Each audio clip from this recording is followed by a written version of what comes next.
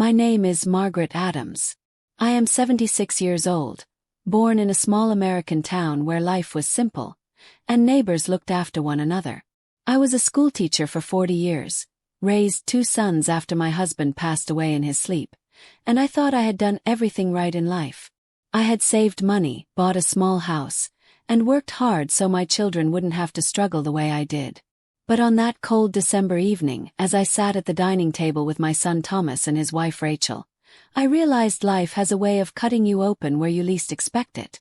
The warm lights above us cast a golden glow over the roast chicken Rachel had prepared. Smelled good. Too good. Rachel handed me the plate herself.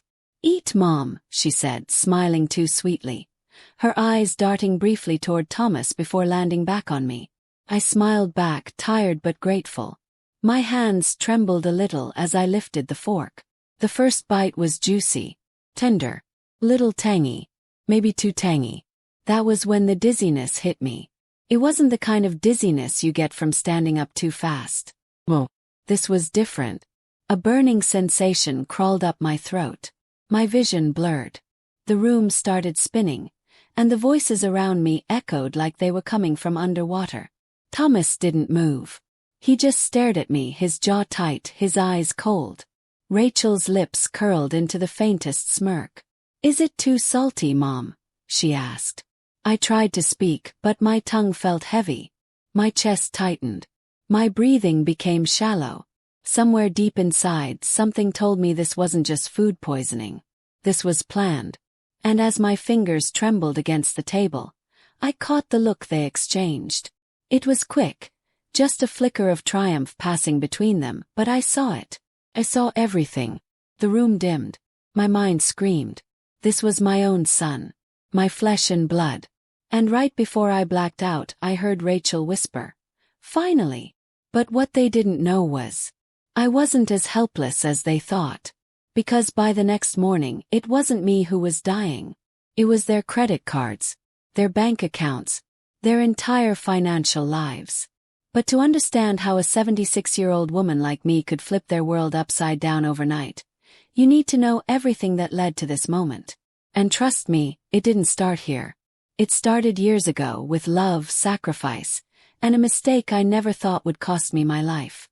And it all began the day Thomas brought Rachel home for the very first time. If you think what just happened was shocking, wait until you hear what led to this moment, and how one quiet grandmother turned the tables on her own son and his wife. Don't miss the next chapter. Things are about to get even darker. The first time Thomas brought Rachel home, I noticed the shine before I noticed the shadow. The way a diamond sparkle blinds you to the crack underneath it, don't you think? She walked into my living room with a bouquet of white lilies and a laugh that seemed to know exactly where to land, like she'd practiced in a mirror until it felt natural on command. And I smiled because Thomas looked happy for the first time since his father died. And happiness makes mothers ignore warning signs, doesn't it? I made tea and set out the good china. Blue roses around each saucer, a wedding gift from my mother. And Rachel ran her fingers along the rim like she was appraising something she planned to own, not something she hoped to keep safe. And I told myself I was being silly, because who thinks such thoughts when there's cinnamon sugar in the air and an easy smile across the table? "Mrs. Adams," she said, "you raised a good man," and Thomas flushed and I softened because hearing praise for your child is like hearing a hymn you forgot you knew the words to. But I couldn't stop noticing how quickly she moved the conversation to money. Rent prices, promotions, health plans. "Someday we'll have a house like yours," she said, glancing at my mortgage-free walls like they were already waiting for her photographs. And I tucked that away the way teachers tuck away small misbehaviors for later. A note in the margin of a long exam. We took a picture by the front window, Thomas between us, Rachel holding his arm, and when I looked at it that night, I saw the way Rachel turned her body ever so slightly toward the camera, angling herself as if to claim the frame, as if to say without saying, "I know where the light is, and light is power in families like mine." You know the kind I mean, where attention becomes currency and gratitude becomes leverage? I gave them leftovers and a little money for gas, and Rachel hugged me tightly, the kind of hug that leaves you unsteady, like a firm handshake from someone testing how much you'll give. And Thomas kissed my cheek and said, "Mom, isn't she something?" And I said yes, because at 52 I learned grief could be a long winter, and at 76 I was still learning that spring can be cruelly early. And I didn't yet know what that early blossom would cost me. The visits got closer together. Friday pizza, Sunday pot roast, quiet Tuesdays where Rachel worked from home at my dining table. And soon she knew where I kept the stepstool, where the spare keys lived, which cupboard hid my emergency envelopes, the yellow one labeled taxes and the red one labeled just in case. I had kept that red envelope since the year my husband fell sick, a habit made of fear and discipline, and I never thought anyone else's eyes would rest on it. And yet I saw Rachel's gaze brush over it more than once, like a cat circling a closed door. Do you see it now, the outline of a plan coming into view?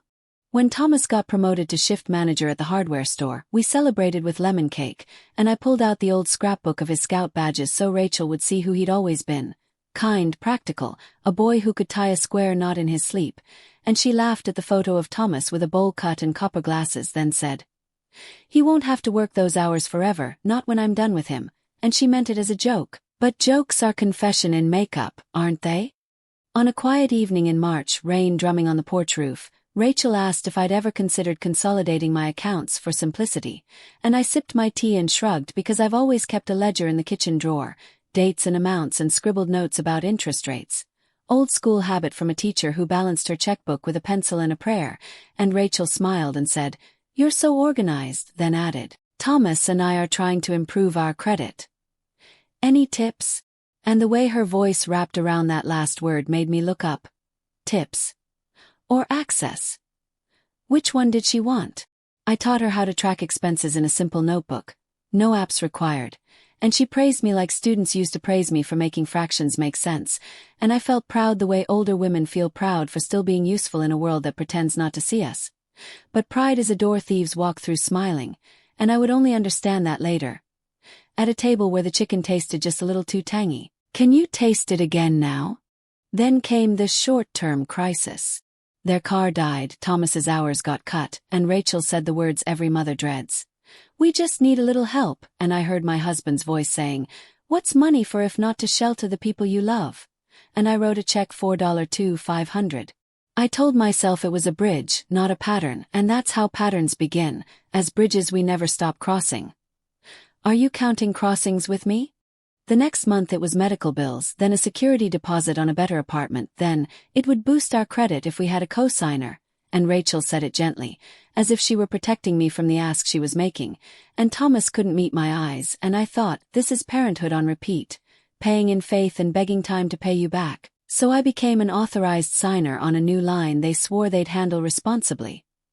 And responsibility is a word that looks noble on paper and turns into smoke in the wind of once. Have you watched smoke leave a room and known you'll never get it back? I added Rachel and Thomas as authorized users on one of my cards. For emergencies, I said, and set a modest limit inside my own limit, a teacher's control even on generosity, and they thanked me with dinner at a new bistro where the waiters recited the menu like theater, and Rachel said, "See, Thomas? This is what stability feels like," and my heart broke a little at the child in my grown son's face. He'd always been the softer one, easily dazzled, easily led. And what is softness in a hard person's hand but clay? 2 weeks later, I noticed a $487 charge for designer sneakers on that same card. Then, restaurant, rideshare, bar. A parade of small holes in a paper boat, and I told myself not to overreact, that sometimes celebrations come on credit and regret comes later.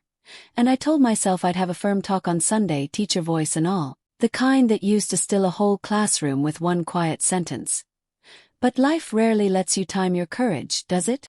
When I brought up the charges, Rachel clasped Thomas's hand and said, "It was my birthday week," as if the calendar itself should offer forgiveness, and Thomas said, "We'll pay you back," and I said, "You already did. Every time I rocked you to sleep at 3 a.m., trying to turn a scolding into a memory, because mothers fight harder to keep peace than anyone knows."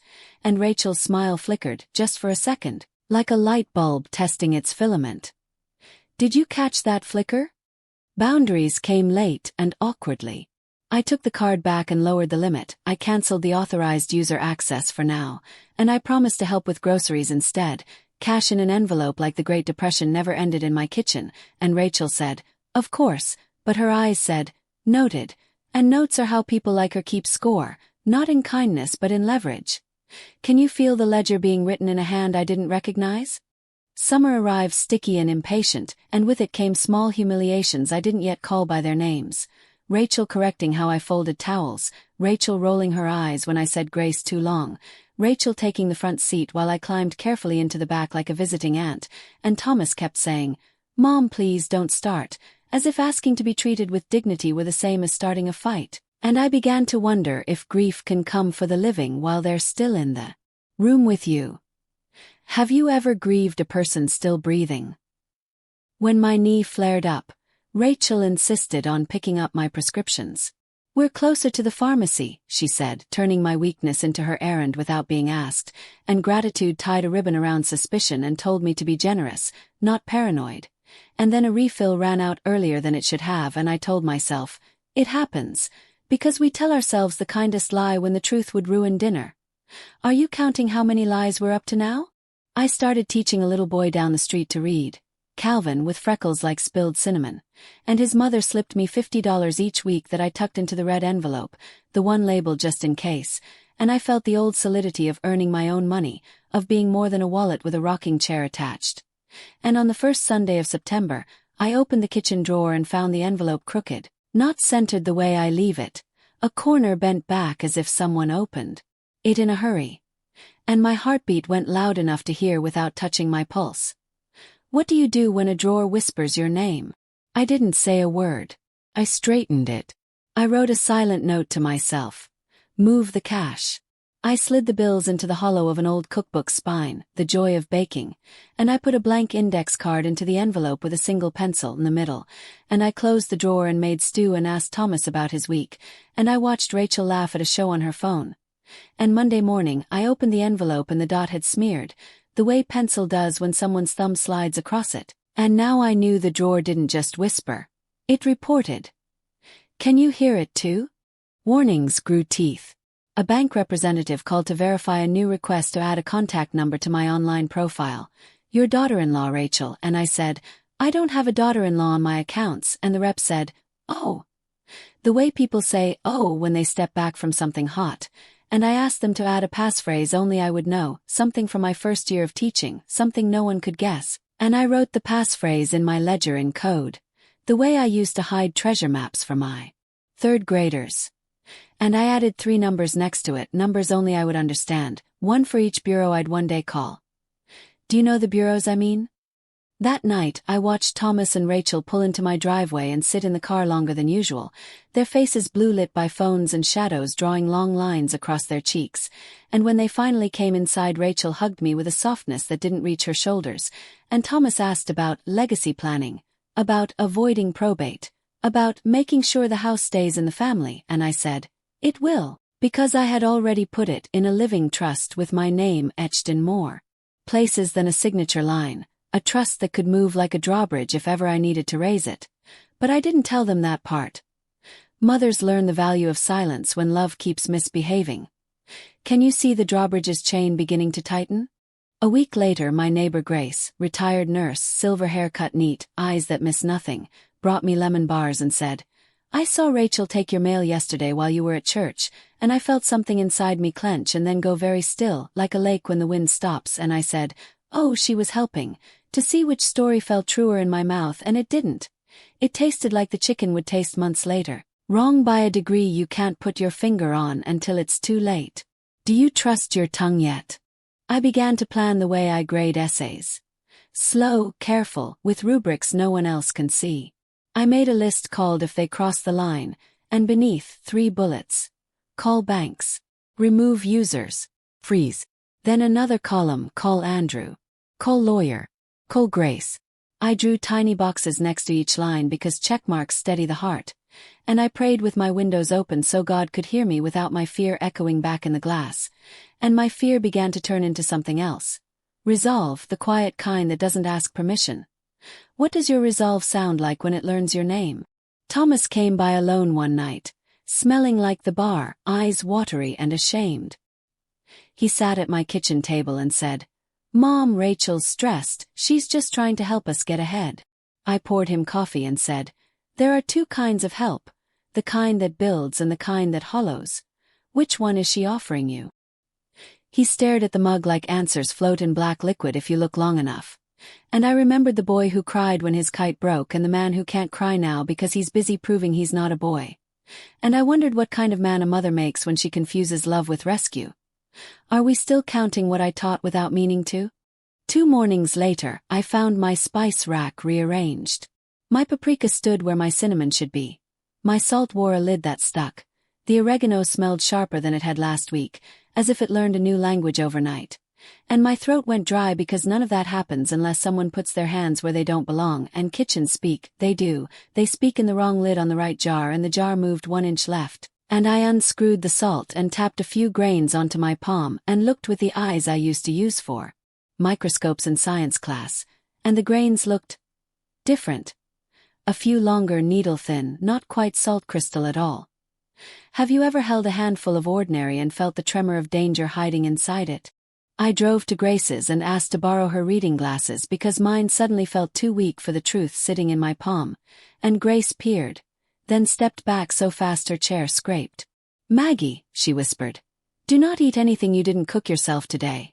And my knees nearly gave, and I held onto the back of her chair until my knuckles blanched, and the world tilted just enough to show me its underbelly.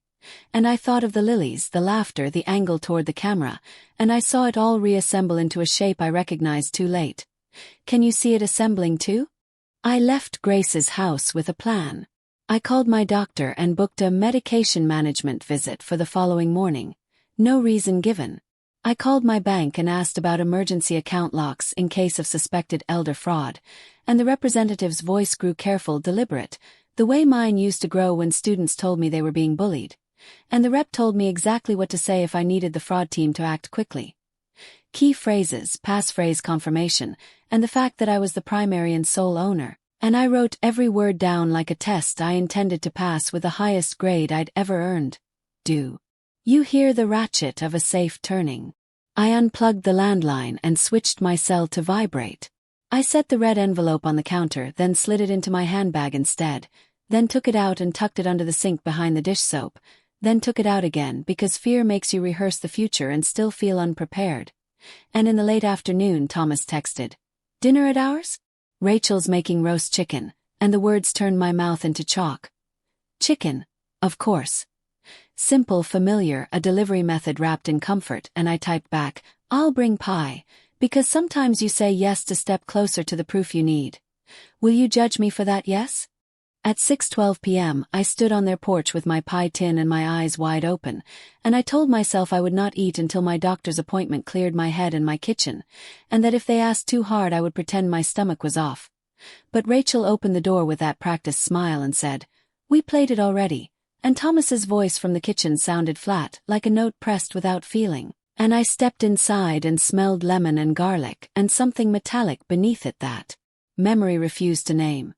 And I knew that this was it, the line being crossed, the story stepping into its ugliest chapter before it could ever hope for a clean page. "Are you stepping in with me?" Rachel set a plate in front of me, her fingers lingering on the edge the way a release lingers on a trigger, and Thomas watched me the way gamblers watch dice. Half faith, half terror, maybe a little hope for a lucky break, and my hands shook, and my mind raced, and the ledger in my head flipped to the page titled "If They Cross the Line," and I felt each box waiting for my checkmark, patient as justice, hungry as survival, and the taste of salt rose into my mouth and I hadn't eaten yet.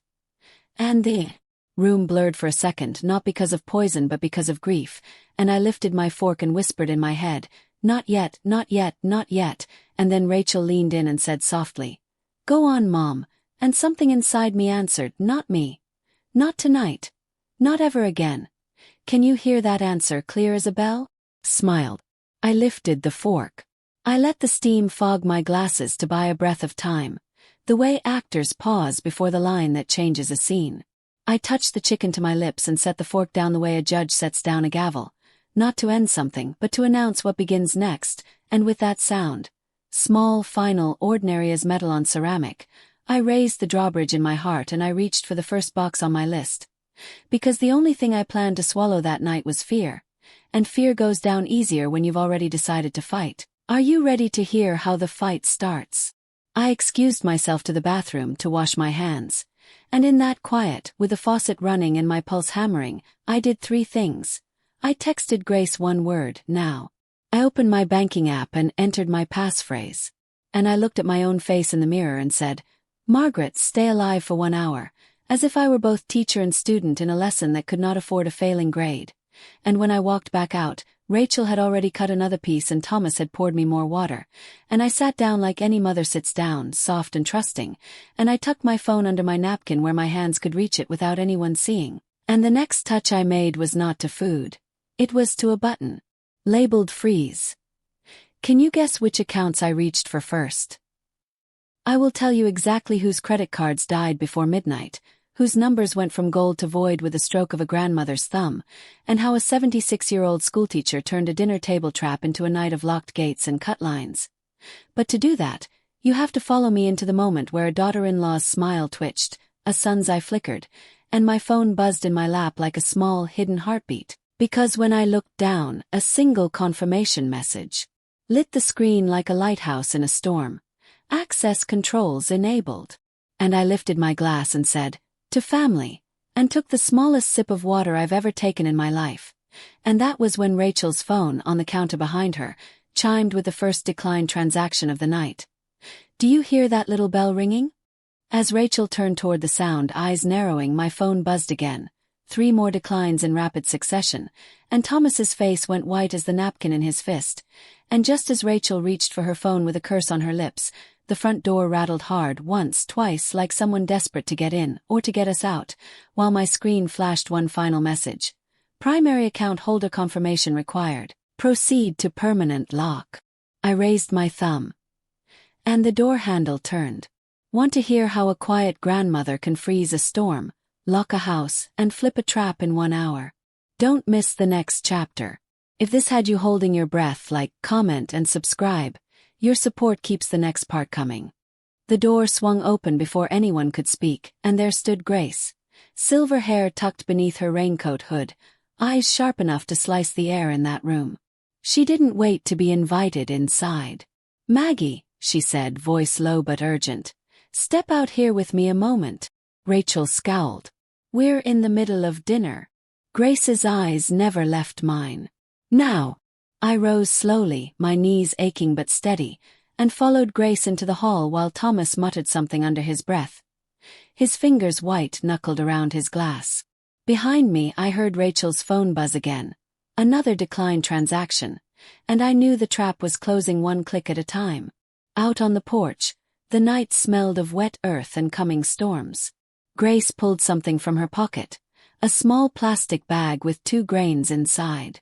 "From your spice jar," she whispered. "I had a friend at the clinic test it this afternoon. Rat poison, Maggie. Enough to kill someone your size if you ate a full serving." My breath caught in my throat. I gripped the railing, staring back at the glow of my own son's kitchen window where shadows moved against warm light, where family should have been breaking bread instead of burying trust. "They want the house," Grace said quietly. "Maybe more than the house. You need to move fast." "I already have," I whispered back, my fingers tightening around the phone in my apron pocket. "By midnight, they won't be able to buy a cup of coffee on credit." Grace's mouth curled into something between a smile and a grim line of approval. "Good. But you'll need more than that. Paper trails vanish if you wait too long." I nodded slowly. The rain began to fall harder, tapping on the mailbox, the porch steps, the roof like 100 tiny knuckles knocking for me to hurry. Inside, Rachel called out sweetly, "Mom? Your food's getting cold." Grace leaned closer. "Do not eat a thing in that house. And Maggie, don't go home tonight. Stay with me. I'll call Officer Daniels. He owes me a favor." I almost said no out of pride, out of the old habit of mothers cleaning up their own messes, but then another alert lit my phone screen. High-value transaction declined, card disabled. And I thought of the envelope in my kitchen drawer with the pencil dot, the rearranged spices, the envelope Rachel called legacy planning, the husband I buried young, the decades of saving pennies in coffee tins to buy that house free and clear. Pride has no place in a war you didn't start. I turned back toward the kitchen door just as Rachel's laughter cut through the air like broken glass. "Thomas," she said loudly, "maybe we'll get dessert out tonight." "Oh, wait." She giggled as her phone buzzed again. Maybe not. The storm inside me rose to meet the one outside. I walked back in, set my untouched plate on the counter, and said evenly, "I've lost my appetite. Grace needs me for the night. Family emergency." Rachel's eyes narrowed, suspicion flickering there like a match not yet lit. Thomas looked relieved, the cowardice of silence written across his shoulders. Neither asked what emergency. Neither told me to stay. As I picked up my coat, Rachel's phone buzzed one last time, and the sound it made was almost like a death rattle for plastic and credit scores everywhere. Outside, Grace waited with her car running. By the time we reached her house 2 blocks over, every card Thomas and Rachel had ever used under my name was locked tighter than a church on Monday morning. But financial ruin was just the first course. The real feast, the one they never saw coming, was still cooking, slow and steady, in the part of me that had nothing left to lose. Because I wasn't done. Not by half. And the next morning, when Officer Daniels knocked on Grace's door with a clipboard and a quiet fury in his eyes, I realized something cold and sharp had settled in my chest overnight. I didn't just want to survive anymore. I wanted every secret, every theft, every betrayal dragged into daylight where even Rachel's smile couldn't pretty it up. And daylight was coming. Faster than they knew. Faster than even I had planned. Because Officer Daniels had news of his own. And when he said the words, my knees nearly gave way. Not from poison this time, but from the weight of what he'd just uncovered about my own son. The betrayal went deeper than credit cards. Much deeper. If you thought locking their credit cards was revenge enough, you're not ready for what Officer Daniels just found out. In the next chapter, the truth will hit harder than anything Rachel or Thomas planned for me. Don't miss it. Like, comment, and subscribe so you don't blink when the hammer drops. The morning sun crept slowly over Grace's curtains, painting the walls gold, but nothing about that day felt warm. My hands shook as I poured coffee into chipped mugs, the steam rising like questions I wasn't ready to ask. Grace sat at her kitchen table, arms folded, eyes fixed on the door as if she expected bad news to walk in uninvited. When Officer Daniels arrived, boots heavy on the porch, I braced myself. He was a big man, shoulders filling the doorway, the kind of presence that usually made me feel safe. But one look at his face told me safety wasn't what he brought with him this time. "Maggie," he said, nodding to Grace before settling into the chair across from me. He pulled a thin folder from under his arm, the kind you see in courtroom dramas right before the plot twists. "I ran some checks last night after Grace called. On your son. On Rachel." My heart thudded painfully against my ribs. "Checks." Daniels opened the folder. His eyes met mine first, steady, as if to ask silently if I was sure I wanted the truth. But I nodded because lies had already sat too long at my table, eaten from my plates, smiled in my photographs. He flipped the first page around so I could see. Bank statements. Credit card applications. My name scribbled as co-signer, in handwriting that wasn't mine. I stared unblinking. "That's forged." "Yes," Daniels said simply. "We can prove it. Multiple accounts. Thousands in debt." He paused, watching me as though weighing how much to drop at once. "And Maggie, some of these loans list your house as collateral." The room tilted. Grace caught my arm before I could fall right out of that chair. "My house," I whispered. Daniels nodded grimly. "If payments stopped, the bank could have come after the property. It's a mess, Maggie. A deliberate one. Deliberate." The word lodged like glass in my throat. I saw it all then. Rachel's too sweet smile, Thomas avoiding my eyes, the talk of legacy planning. They weren't just after comfort. They were building their future on my ruin. Grace swore softly under her breath. I just sat there, palms flat on the table, because what sound does a mother make when the child she raised digs a pit and calls it a home for her? But Daniels wasn't finished. "There's more," he said, sliding another page forward. "This isn't just financial, Maggie. Rachel's first husband. Did you know about him?" I shook my head slowly. "He died. Under suspicious circumstances. Insurance money paid out in full. The words slammed into me one by one. Husband. Insurance.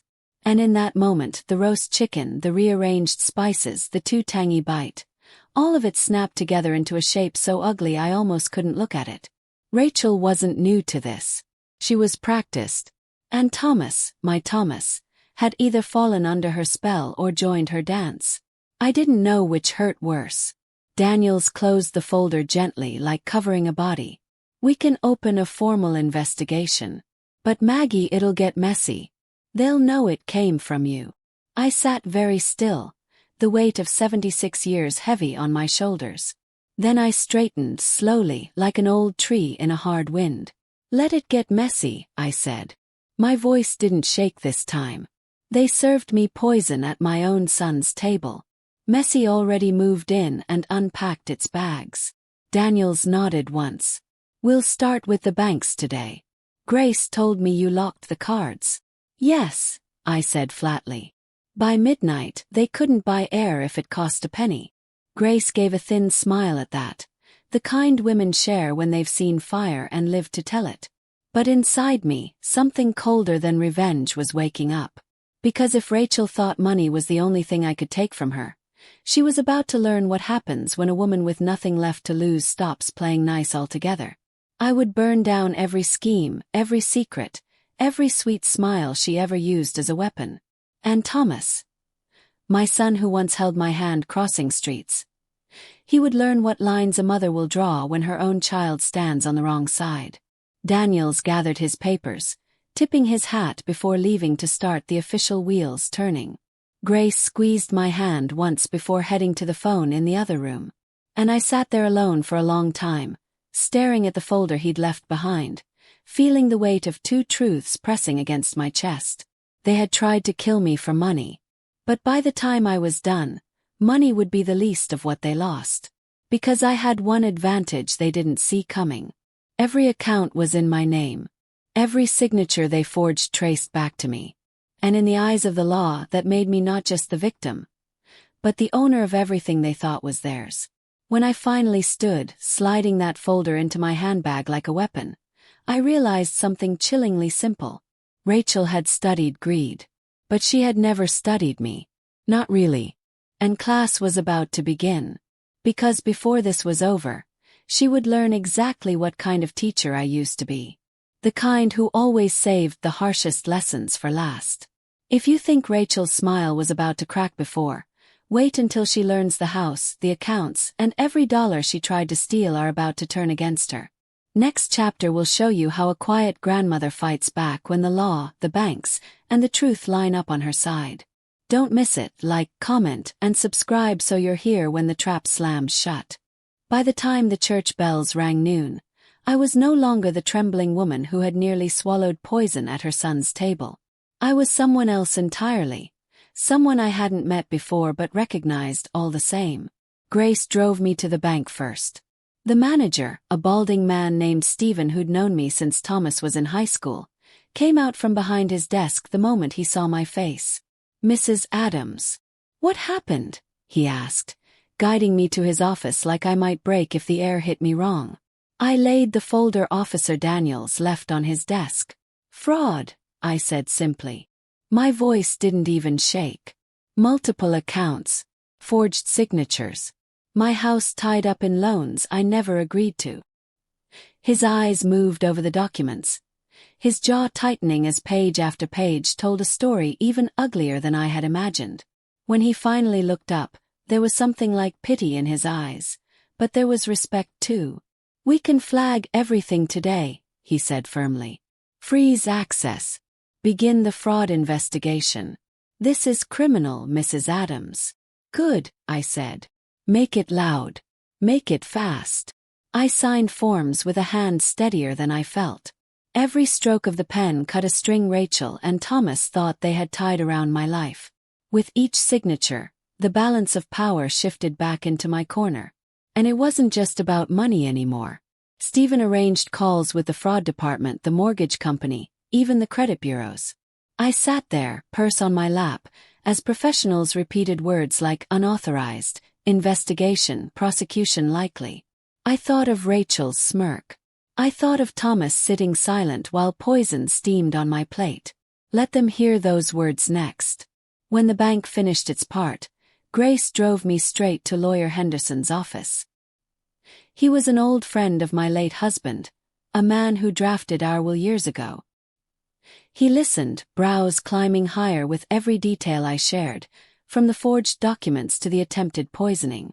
"Maggie," he said finally, "if half of what you're saying checks out, we can not only secure your assets but also press charges that will stick." "Make it all stick," I said coldly. "I want nothing left loose enough for them to crawl back through." He nodded slowly, tapping his pen against the desk. "You realize this will ruin them financially?" "Completely." I met his eyes. "Good." Because ruin was the only language people like Rachel understood. By late afternoon, the machinery of law and finance was grinding loudly in the direction of my son and his wife. Counts frozen. Property titles reviewed. Power of attorney revoked where Rachel thought she had slipped it in quietly. Piece by piece, I took back every corner of my life they had tried to paint over with their greed. But inside me, something heavier than anger settled. Because while Rachel's malice was clear, Thomas's silence cut deeper than any signature on forged paper. He had sat there. He had watched. He had let her serve me death like it was Sunday dinner. And there are no court forms for that kind of betrayal. Evening fell before Grace, and I returned to her house. The rain had stopped, leaving the streets smelling of wet pavement and fresh endings. She made tea while I sat at her table, exhaustion pressing against my shoulders like lead weights. Yet under it all, a strange calm pulsed steady and sure. Rachel would wake up tomorrow to declined cards, frozen lines of credit, letters from banks with words like fraud investigation printed in bold. But she wouldn't know yet about the bigger storm coming. Because Lawyer Henderson had given me an idea. One Rachel would never see coming. Something permanent. Something public. Something she couldn't charm or threaten her way out of. I didn't tell Grace the details just yet. Some plans grow best in silence. But as I lay in her guest room that night, staring at the ceiling fan spinning slowly overhead, I decided two things. Thomas and Rachel thought they had written the ending to my story. They were wrong. I would write the next chapter myself. And before it was over, they would watch every piece of their perfect little life collapse in a way no one could stop. Not even me. Rachel thinks losing the credit cards is the end of her nightmare. In the next chapter, she'll learn what happens when the banks, the law, and a betrayed mother all move at the same time.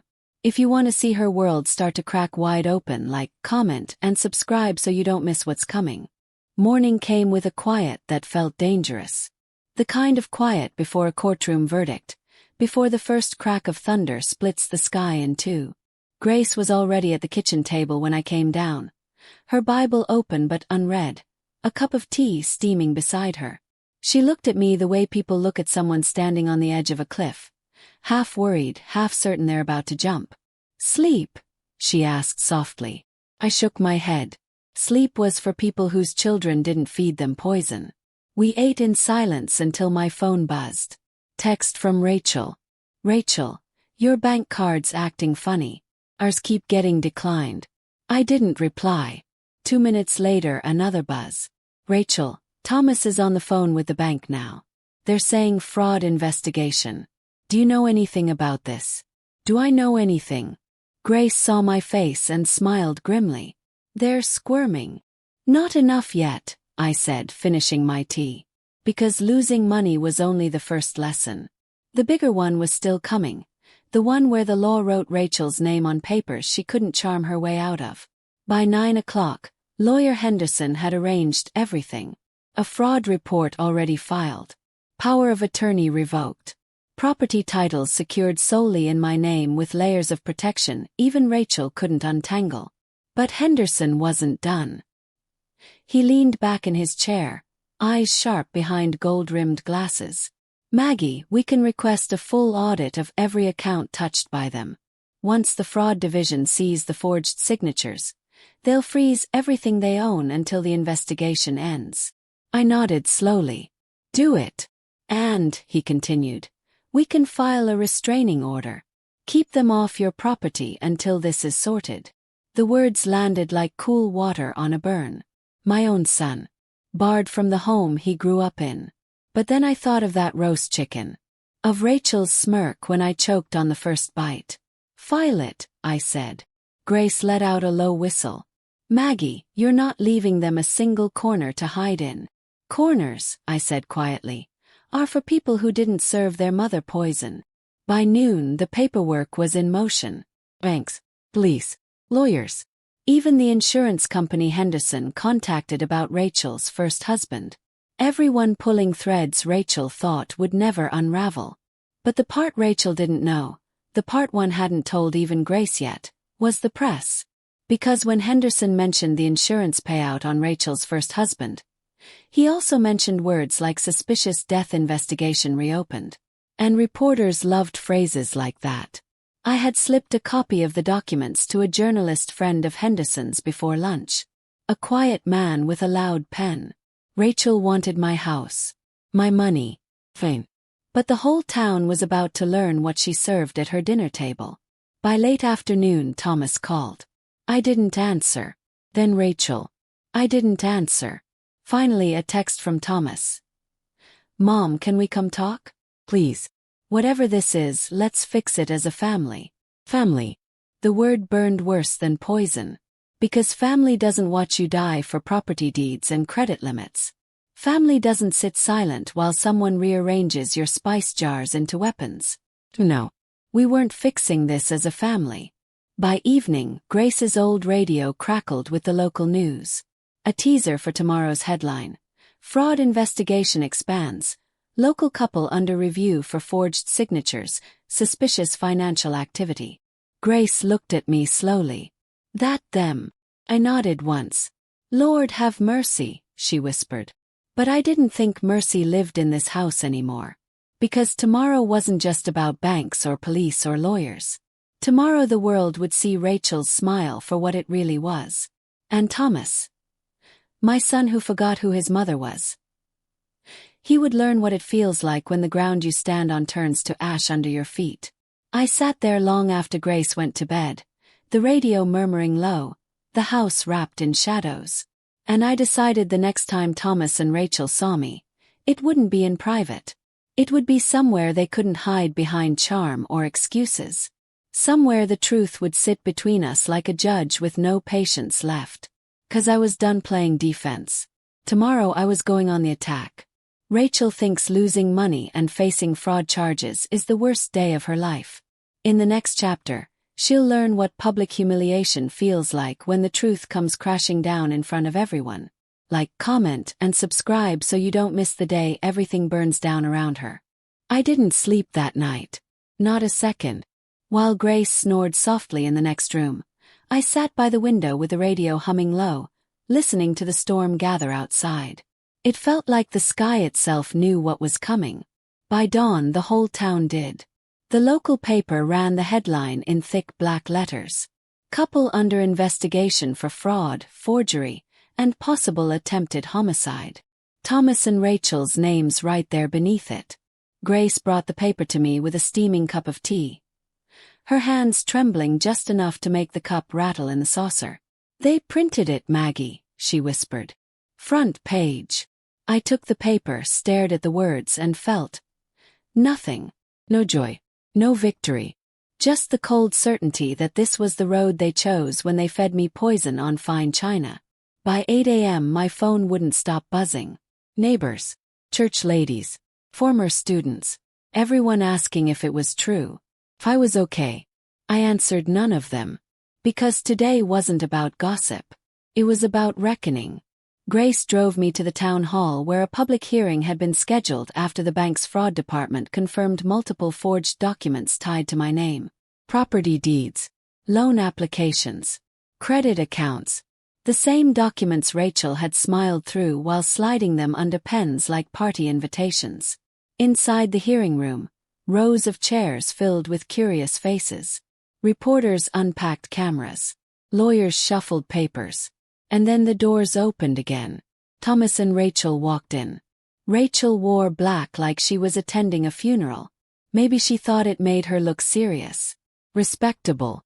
The widow of reputation, not the architect of ruin. Thomas kept his eyes on the floor. For a moment, the room went so quiet you could hear the cameras clicking. The judge called the session to order. I sat in the front row, hands folded tightly in my lap, while the bank representative spoke first. About forged signatures, unauthorized loans, frozen accounts. Then the police officer described the substance found in my spice jar and the ongoing investigation into the attempted poisoning. Rachel shifted in her seat, crossing and uncrossing her legs, her face a careful mask. But masks crack under heat. And today was all fire. When my turn came, I stood slowly, knees aching but voice steady. I told them about the dinner table. The envelope with the pencil dot. The bank calls. The rearranged spices. The bite of chicken that burned like betrayal itself. I told them about the credit cards dying one by one as I sat under Grace's roof. About the signatures that weren't mine tying my house to debts I never agreed to. I told them everything. Rachel tried to interrupt once. Some nonsense about family misunderstandings, but the judge silenced her with one sharp look. By the time I finished, the room felt heavy with a kind of truth no one could walk away from untouched. The judge ordered full financial audits, restrained access to every account, court dates for the fraud charges. And then he granted my lawyer's request for a protective order. Rachel and Thomas were barred from my property, from my bank accounts, from coming within 50 feet of me until the investigations were done. The gavel came down like thunder. Rachel's mask finally slipped. She stood there trembling, anger flashing in her eyes as reporters shouted questions, cameras flashing like lightning across her pale face. Thomas just looked small. Smaller than I'd ever seen him. When it was over, I walked past them both without a word. Rachel hissed something under her breath, something ugly, but it didn't matter, because the world had seen her now. And there was no smile sweet enough to undo that. But as Grace drove me home through the rain, a thought settled heavy in my chest. They had lost their money, their reputation, their access to me. But people like Rachel didn't stop just because the law told them to. And that made me wonder, what would they try next? You saw Rachel lose her reputation today. But in the next chapter, she's about to make one last desperate move. And this time, it won't just be about money. Like, comment, and subscribe so you don't miss the moment everything spirals out of control. The rain hadn't stopped by nightfall. It poured steady and cold, rattling against Grace's windows like a warning neither of us could read yet. She made tea we didn't drink. We just sat at her kitchen table, listening to the storm and the occasional ping of my phone as more people called or texted about the hearing. I ignored every one of them, because my gut told me it wasn't over. People like Rachel didn't lose quietly. And I was right. At 9:17 p.m., headlights swept across Grace's front window. Car idled in the driveway. Grace peered through the curtain. "It's them," she whispered. "Thomas and Rachel." I saw his silhouette in the driver's seat, stiff and still. Rachel sat on the passenger side, phone glowing in her hands, her face lit sharp and pale. I didn't move. Grace locked the door and pulled the curtains shut. Text came through seconds later. "Rachel, talk to us, Maggie.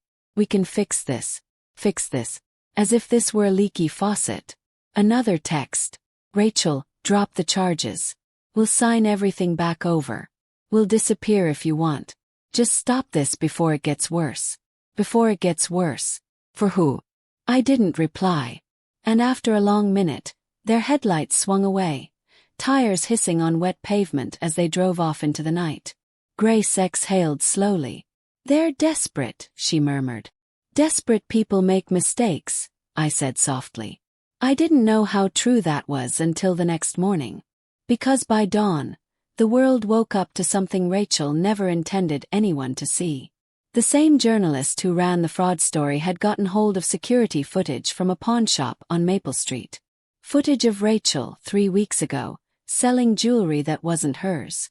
Jewelry stolen from my house. The headline hit the news before breakfast. "Fraud suspect tied to burglary. Stolen goods recovered." Grace nearly dropped her coffee mug when she read it. She buried herself, she said. Not just herself. Thomas too. Because the pawnshop slip showed both their names. By noon, police cars rolled up to Thomas and Rachel's apartment. The whole town watched from sidewalks and doorways as officers led them out, faces pale, reporters shouting over the sirens. Thomas kept his head down. Rachel didn't. She turned to the cameras, eyes blazing, and shouted, "This is all her doing. She set us up." Her voice cracked on the last word. But no one believed her. Because by then, the story wasn't about me freezing credit cards or filing charges. It was about Rachel and Thomas leaving a trail of greed so wide the whole world could see it. And the world was watching now. Grace and I watched the footage on her tiny living room TV. The rain finally easing outside as if even the sky wanted a better view.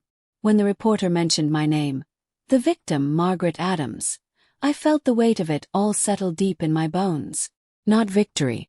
Not even relief. Just the hollow truth that nothing would ever be the same again. And yet, when the camera showed Rachel in handcuffs, shouting as they pushed her into the police car, I thought of the roast chicken, the spices, the smirk she wore when I nearly choked at her table. And for the first time in weeks, I felt something close to peace. But it didn't last. Because that evening Thomas called from jail. And what he said made my blood run cold all over again. Rachel's arrest should have ended everything. But in the next chapter, Thomas makes a confession from jail that turns the entire story upside down. Like, comment, and subscribe so you don't miss the secret even Rachel didn't know was coming. Grace was washing dishes when the phone rang. I almost didn't answer. But something told me to pick it up. "Mom." Thomas's voice, low and frayed around the edges. I didn't speak right away. My son, sitting in a jail cell after serving his own mother poison and forging her name into debts. There were no words for that kind of distance between us. "Mom," he said again, "I need you to listen. Please." Grace paused, dish towel in her hands, eyes on me like she could hear the storm through the receiver. Thomas drew a shaky breath. It was Rachel. All of it. The loans. Poison. The house. She said it was the only way we'd ever get ahead. She said nobody would believe you if you tried to fight back because you're old. The word cut sharper than I expected. She said what? I asked softly. That you wouldn't live long enough for it to matter, he whispered. That the house would go to me either way. That if we cleaned out your accounts, we could pay off everything before anyone noticed. I didn't know about the poison until that night. I swear it. I closed my eyes, the phone hot against my ear. Grace stepped closer, lips tight, listening. She told me it was just to scare you, Thomas said, voice cracking now. So you'd sign things faster. I didn't know she put anything in the food until you started choking. I wanted to call 911, Mom. I did. But she said. His words broke off into static and breathing. She said what? My voice didn't rise. Fell heavy as a hammer. That if I opened my mouth, she'd tell the cops it was me. She said it was my mother, my house, my name on the papers, so I'd go down first. The silence after that stretched too long. She scared me, Mom. His voice was small now. She said we were in it together whether I liked it or not. I gripped the counter until my knuckles went white. My son. My boy who used to bring me dandelions from the yard and call them roses. Thomas, I said quietly, you sat there and let me eat it. His breath caught like he'd been slapped. I froze, he whispered. I didn't know what to do. I thought maybe she was bluffing. I thought maybe you'd be okay. Maybe I'd be okay. Poison on my plate. And my son gambling with my life like it was a coin toss. Mom, please, he said. You have to believe me. She planned everything. The loans. The pawn shop. Even the life insurance in your name. I found the papers after they arrested her. She wanted you gone. I felt the room tilt under my feet. Life insurance. Name. Grace grabbed a chair and pushed me into it before I collapsed. Thomas kept talking, words tumbling over each other now. She took a policy out months ago. I didn't know until I found the documents. She was going to make it look like an accident. The poison was just the first try. First try. The room went cold. Grace put a hand over her mouth, eyes wide. "Mom," Thomas said. "I was stupid. I was weak. But I didn't want you dead. I just didn't know how to stop her without going down too." I stared at the wall, at the little clock ticking above Grace's stove, each second falling like a gavel. He didn't want me dead. But he hadn't wanted me alive enough to stop her either. And there was no law in the world that could untangle that kind of betrayal. When I finally spoke, my voice surprised even me. "Thomas," I said, "whatever happens next, you made your choice when you let me pick up that fork." He started to cry then, real shaking sobs like the little boy he used to be. But I didn't cry with him. Because something colder than grief had settled in my bones now. Rachel might have been the fire. Thomas was the ash. And ash doesn't grow flowers. The call ended with him begging for forgiveness I didn't have to give. Grace sat across from me, hands clasped, waiting. "What now?" she asked softly. Now I was done surviving. It was time to finish this. Completely. Because the insurance papers Thomas found. They changed everything. And Rachel didn't even know yet that I had them in my hands before the sun went down. Rachel thinks jail is the worst thing that can happen to her. In the next chapter, she'll learn what true destruction looks like when the life insurance plot, the fraud, and every secret she buried comes crashing down all at once. Like, comment, and subscribe so you don't miss the final chapter of this story. The folder from the jail arrived by courier just after sunrise. Inside, copies of the life insurance policy Rachel had taken out in my name. $250,000. Payable on my death. Thomas. The policy date was 3 months before the poisoned roast chicken hit my plate. Grace stood beside me as I read, her hand trembling against the back of my chair. "She planned it all," she whispered. Planned it right down to the day she thought my heart would stop beating while she smiled across the table. But Rachel hadn't counted on me still breathing. And she hadn't counted on what I would do with this folder. By noon, Lawyer Henderson had every copy in his hands. He filed them with the fraud documents, the police reports, the pawnshop footage. A chain of evidence so tight not even Rachel's lies could wriggle through. Then he made the call that ended everything. The district attorney. Within hours, new charges stacked up like bricks on top of Rachel's life. Attempted murder, insurance fraud, financial exploitation of the elderly. Thomas too, though his name carried fewer counts. They called me in to give one final statement. My voice didn't shake. I told them about the night at the dinner table, about the credit cards dying one by one, about Thomas's call from jail and the life insurance papers now sitting in a prosecutor's office. And when I walked out, the sun broke through the clouds for the first time in days. Grace drove me home, the radio spitting out updates faster than we could keep up. New charges filed in elder fraud case. Attempted homicide investigation expands. Life insurance policy at center of criminal probe. Rachel's face on every channel, every website, every whispered conversation in town.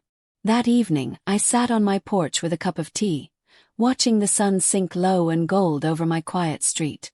The same porch where Thomas once brought me Mother's Day cards in crayon, where I once believed love was enough to keep a family whole.